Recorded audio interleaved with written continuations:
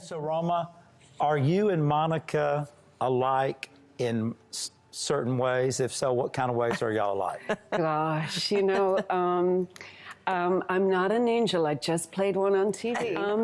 I think over the years I learned an awful lot from Monica, and I was so grateful for the opportunity of having played her, particularly as a believer, to have been able to share a message of God's love every week to millions of people.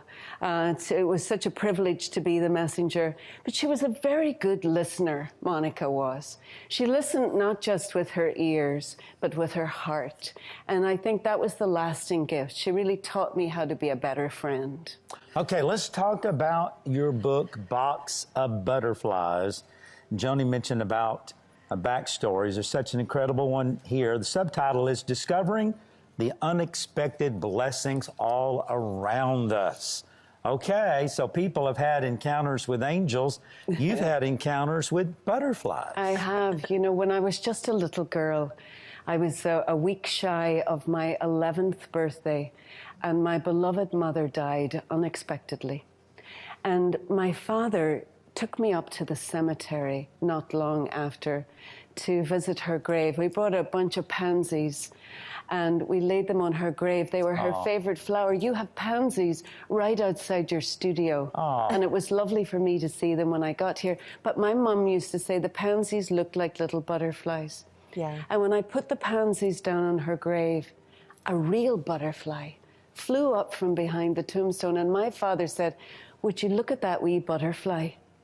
So that could be a reminder there of your mother's spirit."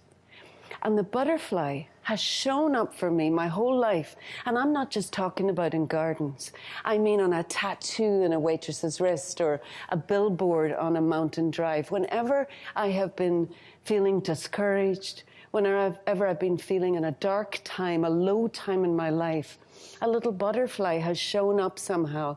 And it's a reminder for me that I'm not alone and that God is always with me.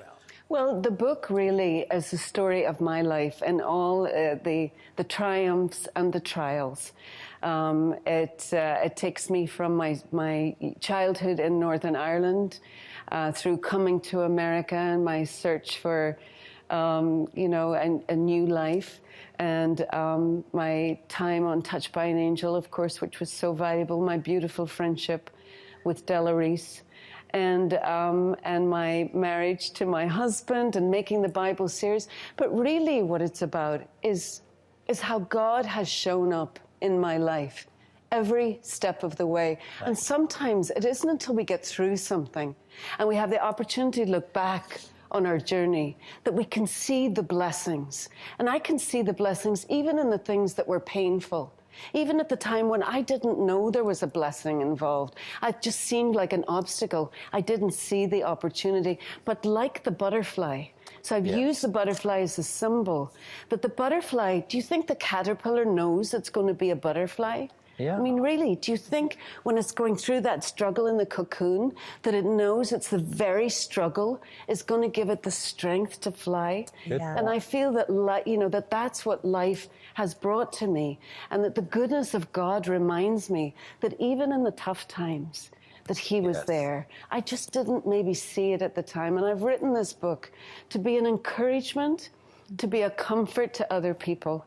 I just felt that the call in my heart. It took me 2 years to write it.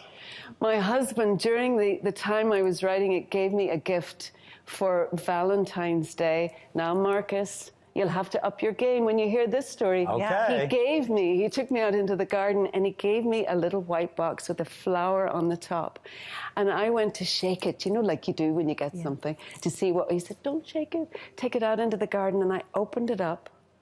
And out flew these real butterflies. Oh, wow. I don't know how and you he top knew that. how significant it was for me. And so that's where I got the title. I thought, Box of Butterflies. Maybe that's what I'll call the book, So Box neat. of Butterflies. We recently lost the fabulous, beautiful, wonderful, amazing Della, who starred along with me on Touched by an Angel. And she graced me with writing the foreword for Box of Butterflies. Yeah. And so, and her story is all through this. Look, She there's was the a great mother picture. to me. You know, Brian was talking about the importance of mentors in our lives, and Della was such a mentor and a teacher for me, and she, you know, is still with us. That I know. But she wrote the foreword, and so I'm just so happy to have her and her spirit included in the stories of my books. That. And I find that my desire to be in nature, to go outside, you know, whether I can see a tree or a piece of greenery.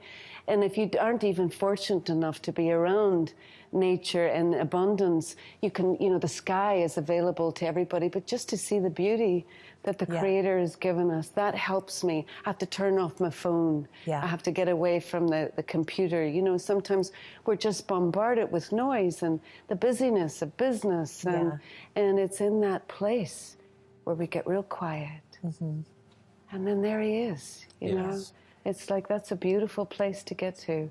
And it's available to each and every one of us at each and every moment. It's a choice just to step away and get quiet and just to really, you know, I like to close my eyes too and just, you know, but anything we can do, any tools we can find to remind us. You know, we've just released a podcast, the Bible Son of God podcast. Oh, wow. As another way to reach people with the gospel.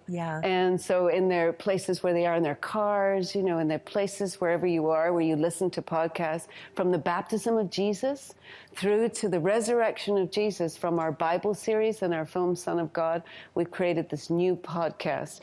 And I encourage anybody out there who wants to, coming up to Easter in particular, just to be reminded of the gospel, to hear it. You know, it's one thing to read it. It's another thing to hear it. It sometimes can come into your heart in a different way. For anybody that's lost to anybody, I just encourage you to just to hand your pain over to Jesus, because, you know, if you need a hug, if you need reassurance, if you need loving, he's always there. He's always been there for me. And he's there for you. You know? Roma, would you...